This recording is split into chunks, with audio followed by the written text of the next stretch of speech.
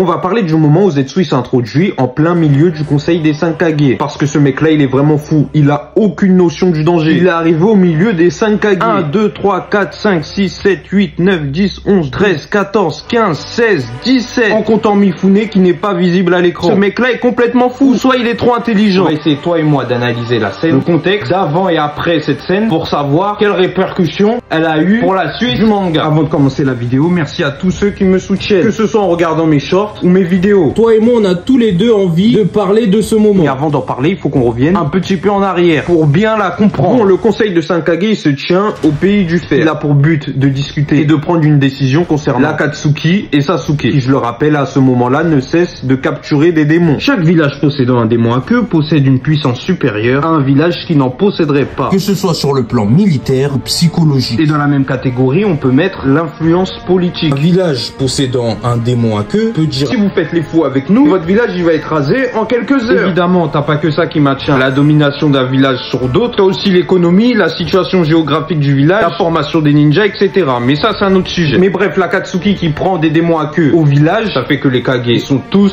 super énervés contre l'Akatsuki. Parce que tout simplement, ceux qui ont perdu leurs démons à queue sont à la merci des gros pays qui, eux, possèdent des démons à queue. Ajoute aussi à ça qu'une guerre peut éclater à n'importe quel moment, vu qu'il n'y a plus d'équilibre entre les puissants. Les démons à queue servaient aussi à maintenir la paix. Donc tous les Kage à ce moment-là, ils étaient vraiment énervés. Il faut savoir qu'à ce moment-là, c'est surtout le Raikage qui avait bien le seum. Parce que le petit Sasuke, à l'époque, oui, je l'appelle comme ça parce que tant qu'il n'a pas encore vaincu Danzo, c'est petit Sasuke. Bref, le petit Sasuke s'est introduit dans le village de Kumo et a capturé le petit frère du Raikage. Même si on sait que par la suite, c'était pas Kyorbi, c'était un tentacule. Et le Raikage à ce moment-là, il le sait pas. Il pense qu'ils ont capturé son frère. Résumons un peu la situation dans la tête du Raikage. L'Akatsuki s'est introduit dans son village, a capturé son frère, le privant alors d'une puissance militaire, d'une influence politique et de l'équilibre des pouvoirs entre les villages. En gros, son village est presque devenu comme celui de Suna. Il représente plus aucune menace comparé à Konoha qui a encore son démon à queue. En plus de ça, c'est une humiliation de zinzin. L'Akatsuki rentre dans ton village, récupère ton démon et t'as rien pu faire du tout. Donc, il aggrave le seum contre Sasuke et contre l'Akatsuki. Et ajoute aussi à ça que Naruto vient encore plus l'énerver en lui demandant d'épargner Sasuke. Et t'as ce fou de Zetsu qui se plante en plein milieu du conseil. Mais il a rien dans le crâne, ce mec. Et il commence à dire: allons tous à la recherche de Sasuke. Le Raikage, dès qu'il a entendu son blaze, il a foncé sur Zetsu. Il a attrapé son coude. Zetsu, il était choqué. En fait, Zetsu blanc, contrairement à Zetsu noir, c'est trop un golemon. Il réfléchit pas du tout. Le mec, il dit: salut la compagnie, devant 5 Kage. Non, c'est vraiment un fou. Il s'attendait à quoi? Ils allaient rester là en train de le regarder sans bouger. Bah non, le Raikage, il a attrapé son petit coup. Petit, on n'a pas le temps pour tes bêtises. Dis-nous, il est où le petit Sasuke? Ça va très mal aller pour toi. Bon, là, je me suis bien moqué de Zetsu. Mais en fait, le mec, il est super intelligent. Oui, je sais, ça me choque. Mais je t'explique pourquoi je dis ça. Je rappelle qu'il a réussi à s'infiltrer en plein milieu du conseil. Une zone qui est censée être ultra sécurisée. Parce qu'elle reçoit les 5 chefs des 5 grands pays. Pourtant, Zetsu réussit à s'infiltrer. Normal. Niveau capacité d'infiltration, c'est niveau Obito, Minato. Il arrive sans faire un bruit. Zetsu, en faisant ça, il montre que l'Akatsuki peut aller où elle veut, quand elle veut, sans que personne ne le sache. En gros, nous sommes partout. Vous pouvez rien contre nous. On aura toujours une longueur d'avance sur vous. Il sème alors le doute dans l'esprit des Kage. C'est non seulement une démonstration d'intelligence, parce qu'il sème le doute dans le cœur des Kage, mais aussi de puissance, parce qu'il infiltre une base hautement protégée. Donc, il a fait d'une pierre deux coups. Il divise alors les Kage. Le Raikage s'en va alors à la poursuite de Sasuke. Gaara le rejoindra par la suite. La mission de Zetsu était de